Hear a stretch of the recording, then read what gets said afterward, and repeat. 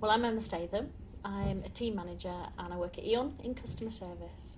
I have a team of 11 people currently. That does vary. And I look after everything to do with their work life and sometimes their home life as well. Really anything that will make the team member's life better, easier and more effective so that ultimately the customer gets the best experience.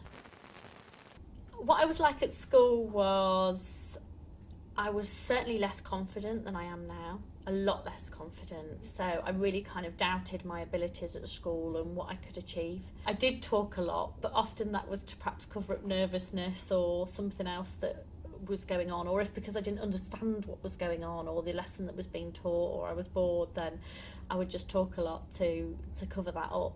I think actually the person that inspired me probably was my dad. He was very much, you know what, you can do, if you want to do that role, you do it. You know, you really go into whatever, you explore whatever you want, and if you want to do it, you go out and do it. I was working part-time at Tesco whilst I did my A-levels and didn't really know what I wanted to do. I think, if anything, I was leaning towards being a teacher, primary school teacher. I applied for university when I was doing my A-levels and I actually got a place to go and do teacher training.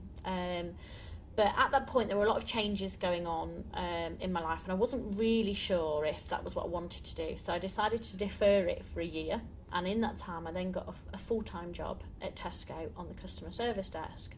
And I think really from there I sort of realised that I was enjoying the life of work. I sort of looked at my life and thought, well, where do I want to be if I'm going to be working? And I set myself a goal I wanted to become a manager within Tesco by the time I was 21.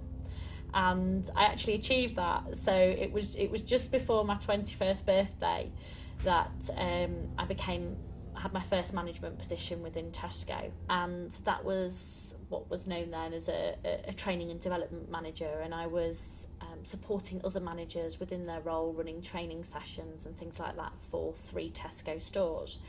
And that was great. I was really kind of pleased with that role. I loved doing that role, training and developing people, but they actually got rid of that role at the time, and so then I had to make a decision as to what I did next. My only choice was really store manager or area manager, and I didn't really want to go into those positions. So at that point, although I loved my job, I decided to look elsewhere, and at that point I saw an advert for PowerGen and I applied to PowerGen for what was known then as a team coordinator role.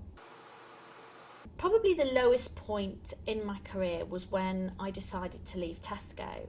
I kind of struggled with that decision because I did enjoy huge aspects of my job and I loved that hustle and bustle of a store and the not knowing what was going to happen next. I loved that aspect of the job.